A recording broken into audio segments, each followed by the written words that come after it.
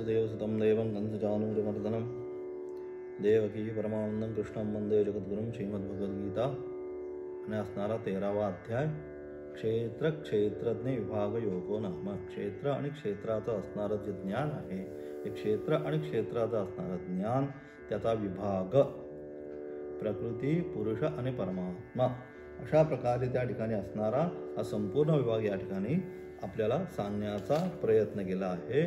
मागच्या पाठातून सांगितलं, इति क्षेत्रम तथा ज्ञानम नेयम चोक्तम समासतः मद्भक्त एतद्विज्ञाय मद्भावायोपपद्यते. की अशा प्रकारे काय, जो क्षेत्र क्षेत्रज्ञ असा असणारा, क्षेत्र काय, क्षेत्रज्ञ काय, ज्ञान काय, ज्ञानगम्य काय, ज्ञेय काय, या सर्वांचं काय करतो, या सर्वांना जो वास्तविक प्रकारे जाणून घेतो तो कोण, मद्भक्त एतद्विज्ञाय. अशा प्रकारे तो काय, माझा भक्त काय होता, मद्भावायोपपद्यते, तो माझ्याच भावाला म्हणजे परमेश्वर असणाऱ्या तत्वाला, परमेश्वरी तत्वाला तो जीवनामध्ये प्राप्त करून घेतो.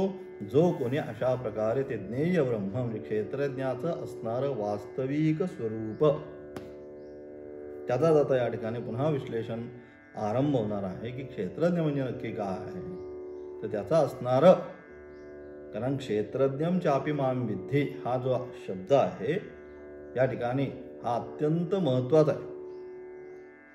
फक्त या एका शब्दावर अनेक विद्वत लोकांच्या असणाऱ्या महासभा ज्या आहे, नक्की काय क्षेत्रज्ञ म्हणजे नक्की कोण, महान विद्वत लोकांच्या महान असणाऱ्या सभा या एका शब्दावर होतो. म्हणजे नक्की कोण क्षेत्रज्ञ हे जाणून घेण्याचा प्रयत्न त्या ठिकाणी केला. म्हणजे अशा प्रकारे ह्या जो क्षेत्रज्ञ आहे या क्षेत्रज्ञाचं परिपूर्ण ज्ञान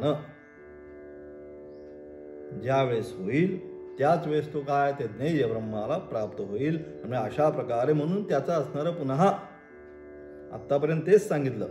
आता काय, आणखी ज्याला म्हणतो आणखी सूक्ष्म अजून खोलात आपण म्हणतो, तेवढं नाही, नुसतं डिग्री नाही, मग त्याच्यानंतर पुढे गेला, PhD केली, हे केलं ते केलं, सगळं जे काय आहे असंपर्यंत शेवटपर्यंत त्याचं काय अत्यंत सूक्ष्म पद्धतीने. त्यात हाच असणारा संपूर्ण विचार कोणता, क्षेत्र क्षेत्रज्ञ हा जो विचार आहे, हाच विचार पुन्हा या ठिकाणी काय केलं, पुन्हा त्याच्यावर सविस्तर चर्चा. प्रकृती म्हणजे नक्की काय, पुरुष म्हणजे काय, परमात्मा म्हणजे काय, या सगळ्या गोष्टींचा पुन्हा एकदा का स्थानूनिकन ज्ञायेन, की काय ते जे तत्व आहे हे काय मनामध्ये दृढ होण्याकरिता या ठिकाणी त्याचा पुन्हा इथं अभ्यास आरंभ केला. आणि म्हणून त्याचा असणार 19व्या श्लोकाचा असणार उपोद्घात. तत्र काय म्हणतात आचार्य, त्याचा असणार उपोद्घात आरंभ करतात आचार्य म्हणतात, तत्र सप्तमे अध्याये, 7व्या अध्यायामध्ये काय म्हणतायत, तत्र सप्तमे अध्याये ईश्वरस्य द्वे प्रकृती उपन्यस्ते परापरे क्षेत्र क्षेत्रज्ञ लक्षणे एतद्योनीनि भूतानि इति च उक्तम्. क्षेत्र क्षेत्रज्ञ प्रकृतिद्वय योनित्वं कथं भूतानामिति अयम अर्थः अधुना उच्यते. त्या ठिकाणी कुठे गेलो आपण, 7व्या अध्यायामध्ये जर गेलो तर 7व्या अध्यायाच्या असणारा 4, 5, 6व्या श्लोकाच्या माध्यमातून काय सांगलं, ही संपूर्ण सृष्टीची असणारी रचना, परा अपरा प्रकृती जी आहे या ठिकाणी, त्या अपरा प्रकृती परा प्रकृतीची असणारी व्याख्या जी आहे त्या ठिकाणी सांगण्याचा प्रयत्न केला. भूमिरापो नलो वायु खम मनो बुद्धिरेव च अहंकार इति यम्मे भिन्ना प्रकृतिरष्ठता. त्यानंतर पुन्हा सांगितलं, अपरेयमितस्त्वन्याम प्रकृतिं विद्धि मे पराम जीवभूतां महाभाव एदं धार्यते जगत एतद्योनीनि भूतानि सर्वानित्युपधारय अहम कृष्णस्य जगतः प्रभव प्रलयस्तथा. या अशा प्रकारे ही असणारी परा अपरा प्रकृतीच्या माध्यमातून अथवा प्रकृती आणि पुरुषाच्या माध्यमातून मी काय केलं, या संपूर्ण जगताची निर्मिती कोण करतो, तो असणारा परमात्मा नारायण परो अव्यक्तात. हे सगळे अतिशय सूक्ष्म विषय आहेत. या सगळ्याच्याही पर असणारा तो नारायण काय करतो, या सर्वाची रचना कोणाच्या द्वारे, या प्रकृती मायेच्या द्वारे या संपूर्ण सृष्टीची रचना करतो. आणि त्या ठिकाणी मग त्या सृष्टीमध्ये असणारे सुख आणि दुःख उपभोगण्याकरिता अज्ञानाने कल्पित अज्ञानाने संमोहित झालेलं ते आत्मतत्व जीवस्वरूपाला प्राप्त होऊन त्या ठिकाणी हे संपूर्ण प्रकृतीमधली सुख आणि दुःखाचा अनुभव घेणारा कोणीतरी पाहिजे. त्या वस्तू असून उपयोग नाही.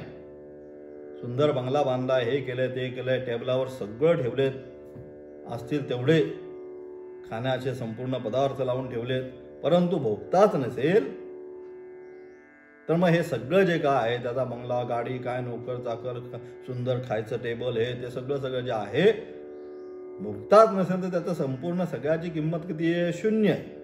तसं ही संपूर्ण सुंदर जी प्रकृती आहे, त्या सुंदर प्रकृतीमध्ये काय भोगता, त्या प्रकृतीचे असणारे जे विषय, त्या विषयांचा उपभोगताच जर नसेल मग त्याचा काय उपयोग? आणि मग अज्ञान कल्पित त्या ठिकाणी सांगितलं.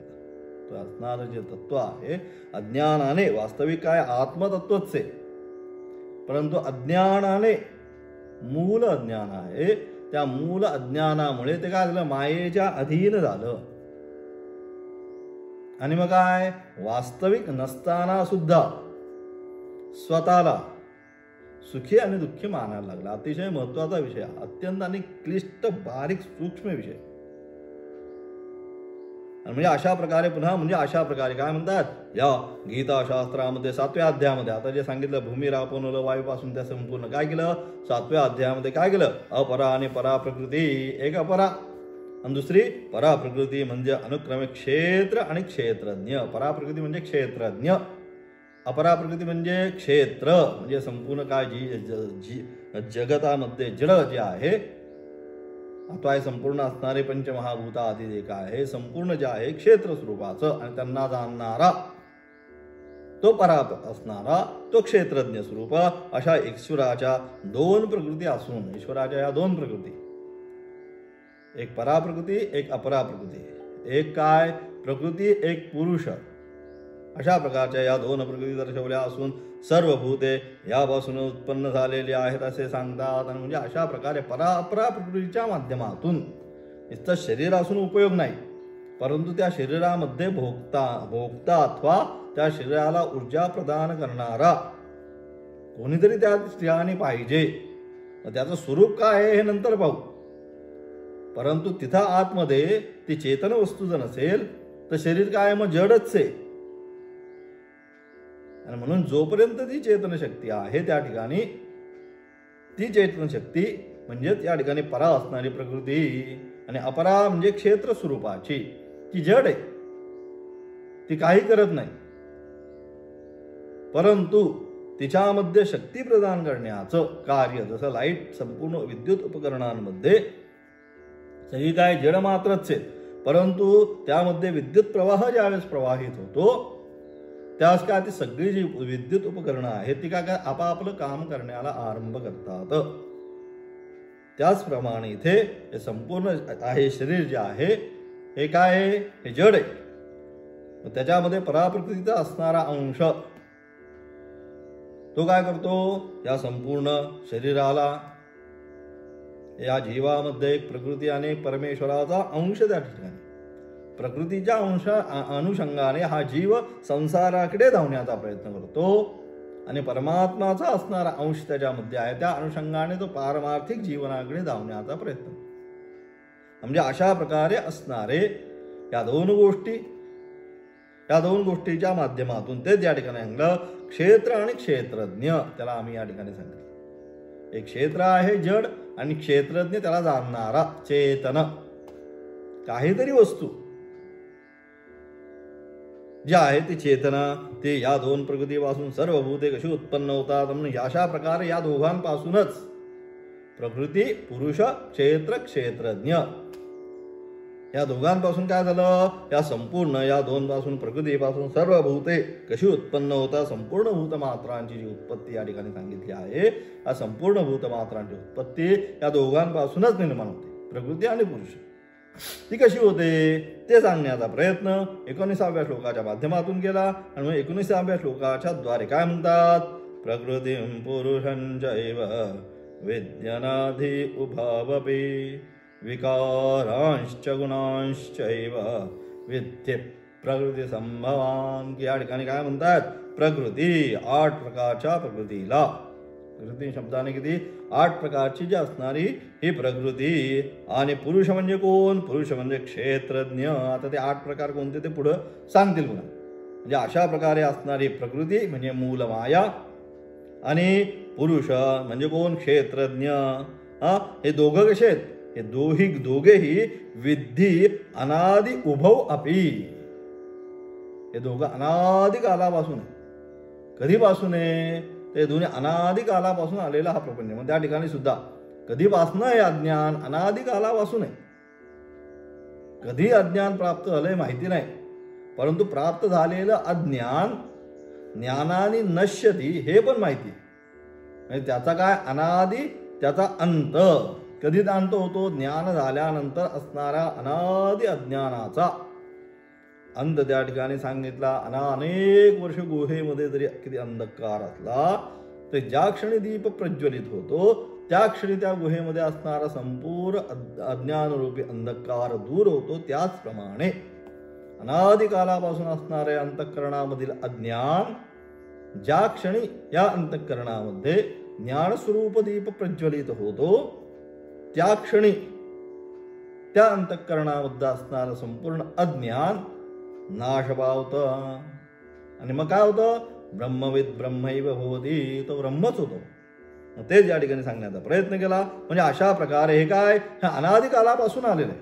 प्रकृती आणि पुरुष हे जे आहे, कधी अशा दोघांना तू कधी अनादि जा, आणि अनादि नुसतं नाही, अनादि आणि कसं नित्य, अनादि आणि नित्य अशा प्रकारे जाण. आणि म्हणून अशा प्रकारे विकारांश्च गुणांश्च. विकार म्हणजे कोणते, त्या ठिकाणी असणारे विकार म्हणजे त्या ठिकाणी बुद्धी, देह, इंद्रिय, देह इत्यादी काय आले हे विकार. त्याच्यामध्ये प्रकृतीमध्ये असणारे विकार, बुद्धी, इंद्रिय, देह इत्यादी विकारांस आणि त्यांचे असणारे गुण.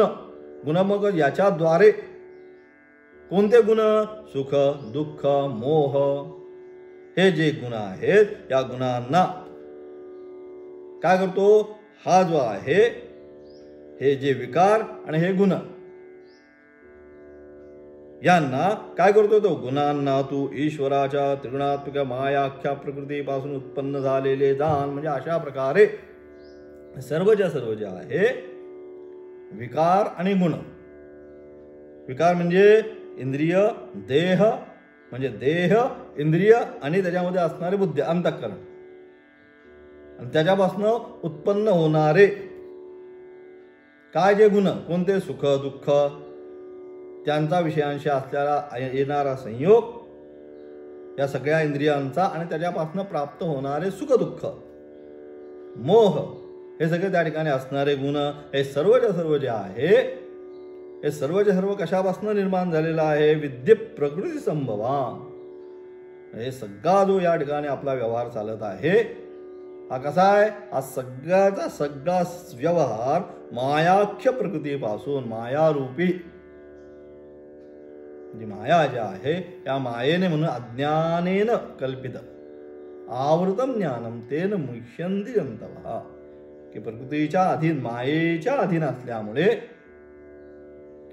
सगळं जे आहे सगळं आपल्याला सुख दुःख काय जे काय आहे, मोह, लोभ, हे सगळं आपण अनुभवत असतो. आणि म्हणजे अशा प्रकारे सर्वच्या सर्व कशामुळे, तर प्रकृतीच्या अनुषंगाने या ठिकाणी आपण या सर्व गोष्टी अनुभवत असतो. आचार्य असणारं भाष्य विशेष व्याख्यान आता आचार्य त्याच्यावर करतात. काय म्हणतात आचार्य, प्रकृती ते प्रकृतीं पुरुषंच एव ईश्वरस्य प्रकृती तौ प्रकृती पुरुषौ उभौ अपि अनादि विद्धि न विद्यते आदियोः तौ अनादिः नित्य ईश्वरत्वात् ईश्वरस्य तत्प्रकृत्योः अपि युक्तं नित्यत्वेन भवितुं प्रकृतिद्वयत्वम् एव हि ईश्वरस्य ईश्वरत्वं याभ्यां प्रकृतिभ्याम् ईश्वरः जगत् उत्पत्तिस्थितिप्रलयहेतुः ते द्वे अनादिसत्यौ संसारस्य कारणं. की अशा प्रकारे काय म्हणतात, प्रकृती व पुरुष या ईश्वराच्या अपर आणि परा प्रकृती आहे.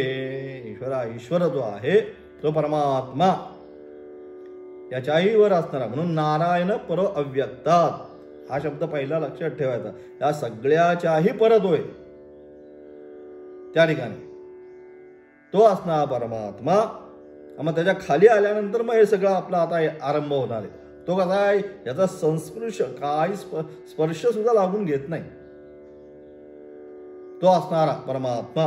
आणि म्हणून अशा प्रकारे मग तो काय करतोय, या ठिकाणी प्रकृती व पुरुष या ईश्वराच्या, तो जो ईश्वर परमात्मा त्या नारायण स्वरूप असणारा, लक्षात येऊ दे, विषय अत्यंत काय पुन्हा दोन परम काय पुन्हा दोन ईश्वर निर्माण होतील, म्हणजे ही पण भ्रांती निर्माण होऊ नये म्हणून तो असणारा तो नारायण स्वरूप तो पर अत्यंत वरचा तो काय करतोय, तो या ठिकाणी या प्रकृतीची निर्मिती केल्यानंतर इथं ईशन करण्यासाठी पुन्हा या ठिकाणी काय करतो, पुरुषाची निर्मिती त्या ठिकाणी आहे तो करतोय. आणि म्हणून अशा प्रकारे प्रकृती आणि पुरुष या ईश्वराच्या अपराने परा प्रकृती आहे.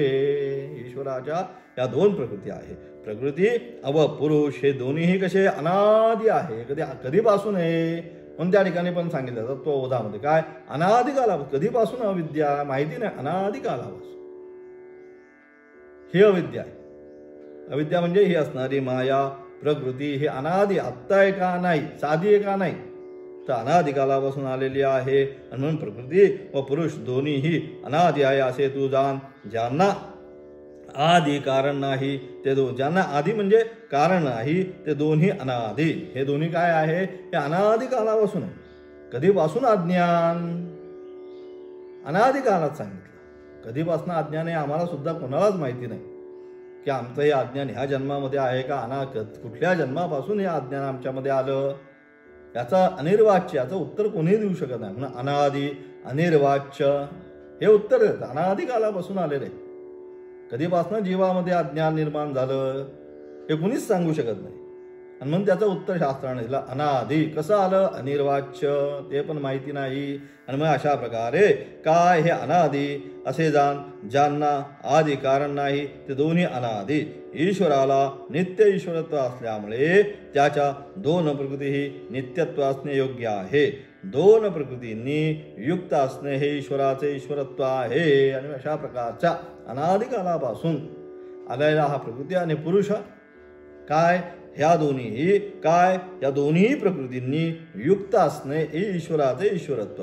ज्या दोन प्रकृतींच्या योगाने, ह्या दोन प्रकृती कोण, प्रकृती आणि पुरुष, याच्यावर असणारा ईश्वर, ईश्वर काय करतोय, परमात्मा या दोन प्रकृतीच्या अनुषंगाने या जगताची उत्पत्ती स्थितीलय हा त्याचा हेतू आहे. या जगताची उत्पत्ती स्थितीलय जे आहे नारायण पर अव्यक्ता सांगितलं. म्हणजे अशा प्रकारे यांच्याद्वारे प्रकृती आणि पुरुषाच्या द्वारे काय करतो, या संपूर्ण जगताची ज्या दोन प्रकृतींच्या योगाने ईश्वर काय करतोय, जगाची उत्पत्ती स्थिती लय याचा हेतू आहे. त्या दोन प्रकृती अनादि असून संसाराचे कारण आहे. या संसाराचं मूलभूत कारण काय, ते या संसाराचं मूलभूत कारण म्हणजे ही प्रकृती आणि हा असणारा पुरुष, या दोघांच्या माध्यमातून तो ईश्वर ज्या अव्यक्ताच्याही पर आहे, तो अव्यक्ताच्याही पर असणारा ईश्वर या दोन प्रकृतींच्या अनुषंगाने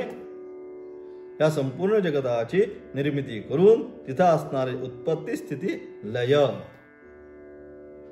हा त्या ठिकाणी त्याचा असणारा हेतू. त्या दोन प्रकृती अनादि असून या संसाराचं मूलभूत कारण. का संसार, तर हे माया प्रकृती, याच्यामुळे हा असणारा संपूर्ण संसार. न आदि अनादि यदि तत्पुरुष समान. त्याचं पुन्हा आता विश्लेषण करतात की अनादि नाही असे यांना या ठिकाणी मानतं पूर्वपक्षाला, की हे आदि आहे, अनादिकालापासून हे अज्ञान चालत आलेलं नाही किंवा प्रकृती अनादिकालापासून नाही. हा थोडासा पूर्वपक्ष पुन्हा या ठिकाणी संशय घेतोय की हा त्याचा असणारा आक्षेप. या ठिकाणी त्या आक्षेपाचं उत्तर देण्याचा पुन्हा प्रयत्न करतात. काय म्हणतात, न आदि अनादिहि यदि तत्पुरुष समासम केचित वर्णयन्ति तेनहि किल केवलस्य ईश्वरस्य कारणत्वं सिद्ध्यति. यदि पुनः प्रकृतिपुरुषौ एव नित्यौ स्यात् तत्कृतम् एव जगत् न ईश्वरस्य जगतः कर्तृत्वमिति तत् असत्. प्राक् प्रकृतिपुरुषयोः उत्पत्तेः ईशतव्याभावात् ईश्वरस्य अनिश्चरत्वप्रसंगात् संसारस्य निर्निर्मित्वे निर्मोक्षप्रसंगात् प्रसंगात शास्त्र अनर्थिक्य प्रसंगात बंध मोक्ष भाव बंध मोक्ष अभाव प्रसंगाच नित्यत्वे तु पुनः ईश्वर प्रकृत्योः सर्वम एततु अन्नं भवेत्. अशा प्रकारे काय म्हणतात की आदी नैवेद्य अनादी, ज्याचा आधी नाही. आता पूर्वपक्षी म्हणतोय, सिद्धांती काय म्हणतो, अनादिकालापासून म्हणतो हे दोन्ही अविद्या अनादि उभाव. परंतु या ठिकाणी जो पूर्वपक्ष आहे त्याचा पुन्हा संशय आला, अनादि नाही म्हणतोय तो. काय आदिवते दे, अनादि स्वरूपाची जे आहे प्रकृती तुम्ही जे म्हणता हे सगळं अनादिकालापासून आलेलं आहे. हे अज्ञान किंवा हे प्रकृती हे अनादिकालापासून आहे, तुमचं खरं नाही. मग काय म्हणतोय तो, आदी नैवेद्य अनादी, ज्याला आदी नाही. अनादी शब्दाची व्याख्या या ठिकाणी म्हणतात ज्याचा आधीच नाही ते अनादी असा या प्रकारे असा याचा तत्पुरुष समास वर्णिता. पूर्वपक्षी म्हणतो की ज्याचा आधी नाही तो अनादी असा तत्पुरुष समासाचं वर्णन करतात. म्हणजे ज्या प्रकृती त्या प्रकृती म्हणजे ज्या प्रकृती आदी म्हणजे मूळ नव्हे, पहिल्या प्रथम झालेल्या नाहीत, मागाहून झालेल्या आहेत, त्या अनादी असा विग्रह केल्याने ईश्वराचे कारणत्व सिद्ध होते. ते अनादी नाही, त्यानंतर त्याचे आरंभ केला आणि नंतर त्याचा आरंभ केला असं जर आपण म्हणलो तर मग काय होईल, असा विग्रह केल्याने ईश्वराचे कारणत्व सिद्ध होते. मगच आपण म्हणू शकतो ईश्वरापासून त्याची निर्मिती झाली, म्हणजे ईश्वराने काय केलं, त्या सर्वाची निर्मिती केली. अशा प्रकारे त्या ठिकाणी व्याख्या होऊ शकते. पण जर प्रकृती व पुरुष हीच नित्य झाली तर हे जगत प्रकृतींनी केलेले आहे असे होते. ईश्वराचे श्रुतिस्मृती सिद्ध असलेलं जगत कर्तृत्व निश्चित होत नाही. पण जर का प्रकृती आणि पुरुष हा कोण म्हणतोय, पूर्वपक्षी म्हणताय. पूर्वपक्षाचा हा संपूर्ण सिद्ध हे चाललेलं आहे वा इथं संपूर्ण त्याचं म्हणणं या ठिकाणी ऐकून घेतोय आपण. काय म्हणतोय, परंतु पण जर का प्रकृती आणि पुरुष आहे का, आपण म्हणतोय अनादी आहे, परंतु जर ती अनादी झाली म्हणजे तेच या ठिकाणी आता पुन्हा म्हणतोय जर प्रकृती व पुरुष ही नित्य झाली तर हे जगत प्रकृतीने केलेले आहे असे होते. मग त्यांच्यापासूनच ह्या जगताची निर्मिती झाली. मग ईश्वराचं काय काम, प्रकृती आणि पुरुषानेच जगताची अनादिकालापासून निर्मिती करत असेल तर मग ईश्वराचं काम काय, कशासाठी ईश्वर असा त्याचा आक्षेप आहे. आणि म्हणून ईश्वराचे श्रुती स्मृती सिद्ध असलेले जगत कर्तृत्व निश्चित होत नाही. प्रकृतीन पुरुषच सगळं करतात. काय करत आहे ईश्वर, पुन्हा ईश्वरापासून काहीतरी निर्मिती होणार, मग ईश्वर त्यांना हे करणार, त्याचं चित्त प्रतिबिंबपणा वगैरे काही नको. याची निर्मिती झाली, सगळी जी काय आहेत हे पंचमहाभूत हे एकत्रच झाली आणि या संपूर्ण प्रकृतीची आणि पुरुषाची निर्मिती झाली. काय दुसरं कोणाची ईश्वराच्या अनुषंगाने वगैरे त्याच्या असणाऱ्या अधिष्ठानाने किंवा त्याच्या असणाऱ्या सत्तेने वगैरे काही म्हणायची गरज नाही. हे सगळे एकत्रित झाली आणि या संपूर्ण विविध रंगरूपामध्ये असणारा हा विविध हा संसार या ठिकाणी निर्माण झाला. त्यासाठी कोणी जगत किंवा ईश्वर कोणी आहे, जसं त्या ठिकाणी ते त्याची व्याख्या करतात की जसं तांबूल काय होतं, तांबूल म्हणजे पान खाण्याचं, त्याच्यामध्ये काच चुना हे सगळं आपण टाकल्यानंतर खाल्ल्यानंतर ज्याप्रमाणे आपल्या आप त्या ठिकाणी रंग निर्माण होतो तोंडामध्ये, त्याप्रमाणे त्याला कोणाची गरज पडली का, ते सगळ्याचं एकत्रीकरण झालं. तसं हे जे आहे हे पंचमहाभूत एकत्रित होऊन काय संपूर्ण ही संसाराची सृष्टीची निर्मिती झाली. त्याच्यासाठी कोणीतरी पुन्हा एक वेगळा कोणीतरी त्यापेक्षा वेगळा आहे अशी कल्पना करण्याची काही गरज नाही असं पूर्वपक्षी या ठिकाणी म्हणण्याचा प्रयत्न करतोय.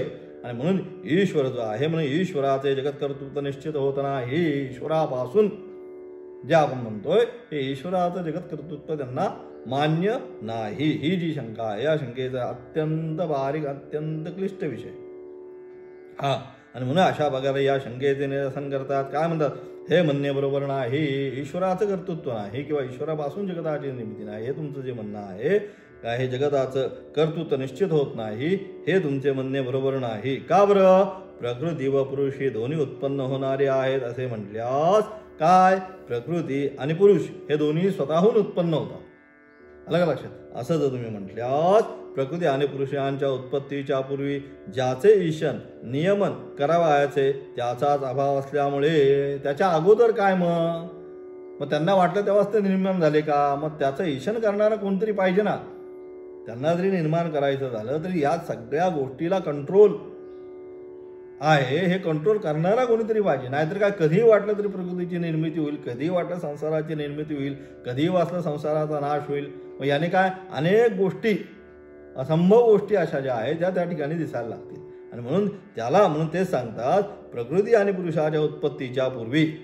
तुम्ही म्हणता एकदमच त्याची उत्पत्ती होती, एकदम आधी म्हणताय, अनादी नाही म्हणतात, आधी एकदम त्यांना वाटलं आता निर्माण व्हावं, एकदम टुनकन उडी मारून निर्माण झालं, असं होऊ शकत नाही. आणि कारण का, तर प्रकृती आणि पुरुषाच्या उत्पत्तीच्या पूर्वी त्यांची ज्यावेळेस उत्पत्ती नव्हती, प्रकृती आणि पुरुष, त्याच्या पूर्वी त्याचे ईशन नियमन करावायचा त्याचाच अभाव असल्यामुळे ईश्वराचा अनिश्वरत्व प्रसंग येतो. त्याच्यापूर्वी काय कोण होतं, या सगळ्यावर कंट्रोल करणारा. मग जरी तिथं निर्माण जरी झालं तर त्याच्या अगोदर या सर्वाला कंट्रोल करणारा कोणीतरी आहेच. आणि म्हणून तेच म्हणतात. आणि अशा प्रकारे काय, प्रकृती आणि पुरुषाच्या उत्पत्तीच्या पूर्वी ज्यांचे ईशन नियमन करायचे त्याचाच अभाव असल्यामुळे नियमन करणाऱ्याचाच अभाव झाला. कारण आता याला नियमन करणाराच कोणी नाहीये. यद्यपि नियमन करणारा कोणी, नारायण, नारायण परो अव्यक्तात. या सगळ्याच्या वर मया अध्यक्षेन प्रकृती सूयते सचराचरम, माझ्या अध्यक्षतेखालीच हे प्रकृती हे संपूर्ण जगताची निर्मिती करते. म्हणजे प्रकृतीला स्वतंत्रता नाहीये. आलं लक्षात. ती कोणाच्या तरी माध्यमातून तिच्यावर म्हणून भीषास्मात्वा तप्पवदे येतं. या सगळ्या म्हणजे सगळ्याच्या पुढे वरती नियमन करणारा कोणीतरी आहे, हे सांगण्याचा पुन्हा आपण प्रयत्न करतो या ठिकाणी. तुम्ही जे म्हणताय की ते आधी तिला वाटलं म्हणून निर्माण झालं, तिला वाटलं म्हणून बंद झालं, असं होऊ शकत नाही. मग तेच या ठिकाणी सांगितलं, प्रकृती आणि पुरुषाच्या उत्पत्तीपूर्वी ज्याचे ईशन नियमन करावायचे त्याचाच अभाव असल्यामुळे ज्याचा नियमन करायचं त्याचाच अभाव होईल त्या ठिकाणी. आणि त्याचा अभाव झाल्यामुळे ईश्वराला अनिश्वरत्व प्रसंग येतो. संसाराला काही निमित्तच नाही. मग त्यामुळे काय होईल, संसाराला काहीच निमित्त नाही. तो कारणा वाचून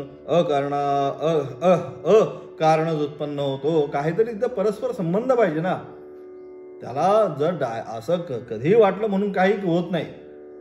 त्याला काहीतरी परस्पर एकमेकांचे संबंध असतात. त्या संबंधाशिवाय कुठलीही गोष्ट, जशी आपण व्यवहारामध्ये सुद्धा कोणीही कोणाकडे जाऊन काही करू शकत नाही. काय ते कुठेतरी काय, त्याला आपण तो ऋणानुबंध हा अपेक्षित असतो. तो ऋणानुबंध त्याच्या मागे जो असतो, तो असणारा धागा जो आहे त्याच्या अनुषंगाने हे सर्व घडत असतं. आणि तेच जर नसेल तर मग ते काय होईल. मग तेच या ठिकाणी सांगतात, संसाराचे काही निमित्तच नाही. तर संसाराला काहीच निमित्त नाही. आणि असाच संसार निर्माण झाला. मग असाच संसार निर्माण झाला, मग सगळे सुखी का निर्माण नाही झाले. असाच जर निर्माण झाला मग सुख दुःख या सगळ्याचा अनुभव सगळ्यांचा चाललेला आहे. हा का, कोण श्रीमंत झालाय, कोण गरीब झालाय, कोण रोगी झालाय, कोण उत्तम आरोग्यवाला झाला. जर सगळाच संसार एकदम निर्माण झाला तर सगळेच सारखे का निर्माण नाही झाले. मग हे सगळं जे आहे वैषम्य नैघृण्य हे जे काय सगळं संसारात आम्ही बघतो आहे, मग याची निर्मिती कशी काय झाली, हा पुन्हा प्रश्न निर्माण होतो. आणि म्हणून त्याकरिता त्याचा असणारा बंध, ऋणानुबंध, त्याचा कुठेतरी धागा जोडायला पाहिजे. असंच नाही हे सगळं चालत. हा आला श्रीमंत झाला, तो आला गरीब झाला, हा विद्यावान झाला, तो अज्ञानी झाला. हे सगळं जे आहे याला आपण काय म्हणतो, पूर्व कल्मामध्ये, पूर्व जन्मामध्ये असणारी आपली काय कर्म जे आहे, ह्या सगळ्याला आपण म्हणतो. म्हणजेच काही ना काहीतरी तिथं तो असणारा अनुस्यूत याच्यामध्ये एक धागा आहे. मग तेच सांगतात, संसाराला काही निमित्तच नाही. हा संसार जो आहे काही निमित्त नाही. त्याला वाटलं तो नाही, जसं आत्ता सांगितलं वरती, पानामध्ये हे सगळं टाकलं, खाल्लं, रंग निर्माण झाला, त्याला काही निमित्तच नाही. तसं हा संसार जो आहे हा काही कारण नाही, काही संसाराला काही निमित्तच नाही. तो कारणा वाचूनच अकारणच उत्पन्न होतो, काही कारणच नाही, असाच उत्पन्न झाला. असं जर म्हटलं, असे म्हटल्यास अनिर्मोक्ष प्रसंग होईल. मग अनिर्मोक्ष प्रसंग होईल, शास्त्र अनर्थक्य प्रसंग होईल, आणि बंधमोक्ष भाव प्रसंग येतो, अभाव प्रसंग येतो. असं तर तुम्ही जर म्हणत असाल तर मग या तीन गोष्टी, अनिर्मोक्ष प्रसंग, मोक्ष होणारच नाही, कधीही निर्माण होईल. मग कधीही जीवाची उत्पत्ती होईल, म्हणजे कधीही त्याला त्याला काही म्हणजे परस्पर ज्याला म्हणतो तारतम्य, हे तारतम्य राहणार नाही याच्यामध्ये पुढेच. आणि म्हणून त्या अनिर्मोक्ष प्रसंग होईल. आणि शास्त्र अनर्थ, शास्त्र कशाला, शिकायचं. आपल्या आपच सगळं निर्माण होणार आहे, आपल्या आपच सगळं विलय होणार आहे, आपल्या आप पुन्हा निर्माण होणार आहे, असंच होईल. मग शास्त्राचा सुद्धा उपयोग नाही. बंध मोक्ष अभाव प्रसंग येईल. हे आम्ही बंधनात आहे, मी मोक्ष गेला तरी त्याला वाटलं, पुन्हा प्रकृतीला वाटलं आता चला पुन्हा निर्मिती करायची, आणा सगळ्यांना उठून की पुन्हा सगळ्याची निर्मिती. म्हणजे अशा प्रकारे ह्या गोष्टी घडू शकत नाही. म्हणजे बंध मोक्ष अभाव प्रसंग हे सगळ्याचा ह्या अशा प्रकारे तुम्ही जे मानताय आदिवत त्याला तुम्ही जे म्हणताय तसं गेलं तर या सगळ्या गोष्टी ज्या आहेत, या गोष्टी इथं घडण्याची शक्यता आहे. कोणकोणती? अनिर्मोक्ष प्रसंग, त्यानंतर शास्त्र अनर्थिक प्रसंग आणि बंध मोक्ष अभाव प्रसंग येतो. पण तेच ईश्वराच्या या दोन प्रकृतींना नित्यत्व मानले असता ते सर्व उत्पन्न होते. आणि म्हणून त्याकरता म्हणून ईश्वरापासून अलग लक्षात त्याचा धागा कुठे गेला आहे, त्याचा धागा त्या ठिकाणी कुठेतरी नेऊन जोडला पाहिजे. कर्माचं जे सूत्र आहे, कर्माचं सूत्र त्याला नियमन करणारा कोणीतरी एक शक्ती जी आहे ही मानली पाहिजे. म्हणजे अशा प्रकारे पण तेच ईश्वराच्या म्हणून ईश्वराची जी असणारी ईश्वराच्या या दोन प्रकृती त्यांना नियमन करणारा तोय. जरी यांनी संपूर्ण सृष्टीची रचना केली तरी सुद्धा त्याच्या अध्यक्षतेखाली त्यांना वाटलं म्हणून ते करू शकत नाही. प्रकृतीला आणि पुरुषाला आता आम्ही हे करायचं, आम्हाला ते करायचं म्हणून नाही. मया अध्यक्षेन प्रकृती सूयते सचराचरम म्हणताय. माझ्या अध्यक्षतेखालीच हे सगळं चालणार आहे. तिला वाटलं म्हणून मी अमुक करतो तमुक करतो काही मीच वाटून घेणार नाही. म्हणून ते जे असणारा तो धागा आहे, कर्मसूत्र जे आहे, हे कर्मसूत्र कुठेतरी जाऊन थांबलं पाहिजे किंवा कुठेतरी हे कर्मसूत्र त्याचा संबंध प्रस्थापित झाला पाहिजे. तर या सगळ्या गोष्टी काय होतील, घडतील. आणि म्हणून अशा प्रकारे पण तेच ईश्वराच्या दोन प्रकृतींना नित्यत्व मानले असता ते सर्व उपपन्न होते. कथम ते कसे उपपन्न होते तर सांगतात. कसं अशा प्रकारे ते कसं काय होतं मग त्याचं उत्तर खाली देतात. कथम विकारांच गुणांच भक्षमानान बुद्ध्यादी देहेंद्रियांतान गुणांच सुख दुःख मोह प्रत्याकार परिणतान विकारान वक्षमानान विद्धि जानेहि प्रकृति संभवान प्रकृति ईश्वरस्य विकार कारणशक्ति त्रिगुणात्मिका माया सा संभवः येषां विकाराणां गुणानां च तान् विकारान् गुणांच विद्धि जानेहि प्रकृति संभवान प्रकृति परिणामान. की अशा प्रकारे काय म्हणतात, ते कसे उत्पन्न होतात ते सांगतात. कशा प्रकारे प्रकृती आणि पुरुषाचा असणारा जो संबंध आहे कशा प्रकारे होतो ते सांगण्याचा पुन्हा त्या ठिकाणी आता प्रयत्न करतात. काय म्हणतात बघू. ते कसे उत्पन्न होतात ते सांगतात. पुढे सांगितल्या जाणाऱ्या म्हणजे पुढच्या श्लोकामध्ये कार्य करणं हेतू 20व्या श्लोकाच्या माध्यमातून ते सांगते. काय म्हणतात, पुढे सांगितल्या जाणाऱ्या बुद्धीपासून देहेंद्रियापर्यंत विकारांस. बुद्धीपासून देह आणि इंद्रिय, देह इंद्रिय आणि अंतःकरण चतुष्टय मन बुद्धी चित्त अहंकार. म्हणतेच बुद्धीपासून देह आणि इंद्रियापर्यंत विकार हे सगळे काय, हे सगळे विकारी सांगितले. हे सगळे विकार आहेत.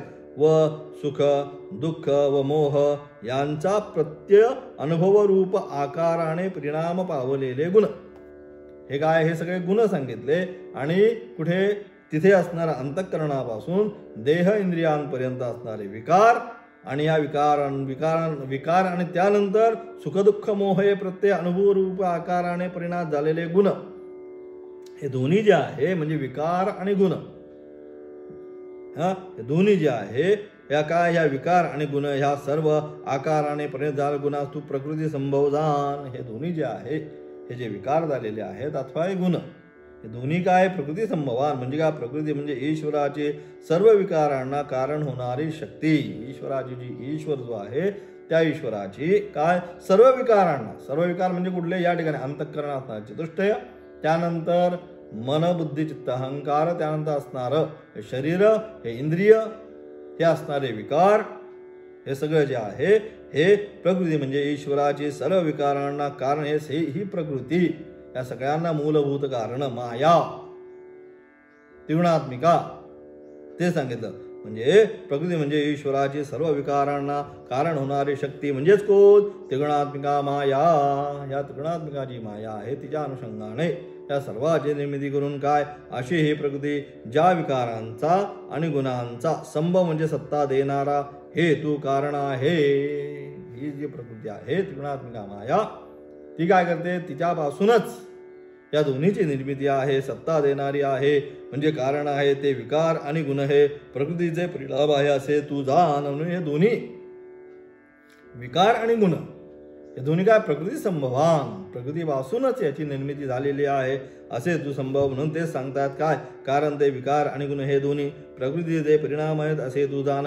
थोडक्यात प्रकृती अनादि मानल्याने गुण व विकार हे तिचे कार्य म्हणून सांगता येते. प्रकृती अनादि कालापासून कधीपासून अज्ञान आहे, अज्ञान म्हणजे प्रकृती, हे कधीपासून आहे हे सांगता येत नाही, म्हणून अनादि कालापासून.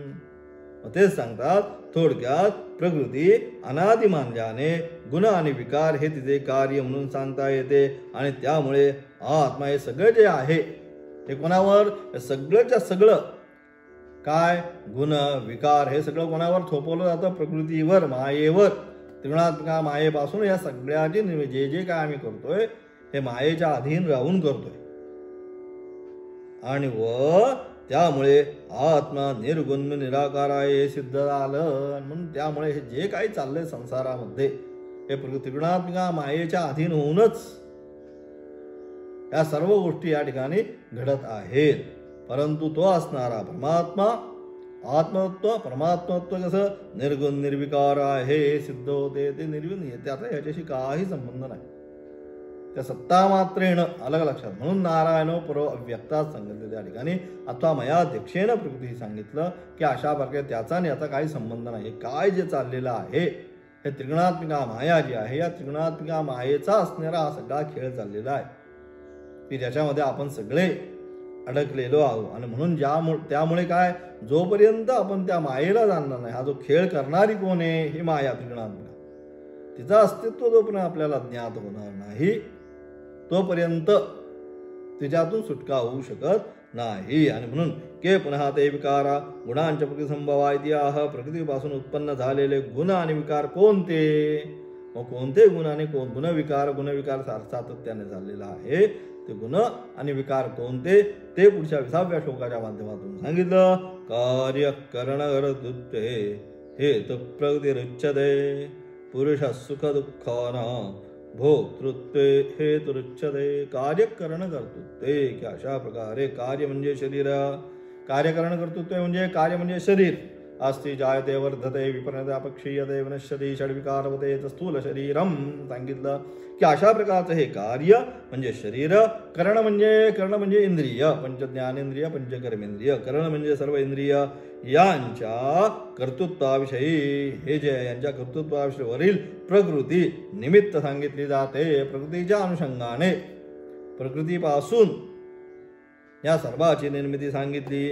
आणि त्याचप्रमाणे सुखदुःखांना भोक्तृत्वे, ही जी सुखदुःख आहे त्याच्यापासून जे कार्यकरण संघात जो आहे त्यापासून जे विषयाचं त्यांचा भोगतापणा आहे किंवा जे काय अनुभवत आहेत ते सगळं जे आहे निमित्त सांगितलेलं आहे. त्याचप्रमाणे सुखदुःखांना भोक्तृत्व, भोक्तृत्व म्हणजे सुखदुःखाच्या भोक्तृत्वाविषयी भोगणारा कोणीतरी पाहिजे. आणि म्हणून अशा प्रकारे तो भोगणारा भोक्तृत्वाविषयी पुरुष, हा तो पुरुष म्हणजे पुरुष शब्दाने काय घ्यायचं, पुरुष, क्षेत्रज्ञ, जीव. अलग लक्षात. तो निमित्त सांगितला जातो या सर्वांना भोगणारा, तो क्षेत्रज्ञ, जीव की निमित्त सांगितला जातो. त्याच्या अनुषंगाने काय करतो, हा जीव या प्रकृतीच्या अनुषंगाने सर्व सुखदुःखांना काय राहतो, त्या ठिकाणी भोगत राहतो. त्याचा असणार व्याख्यान विशेष उद्याच्या पाठामध्ये आपण पाहू. पुन्हा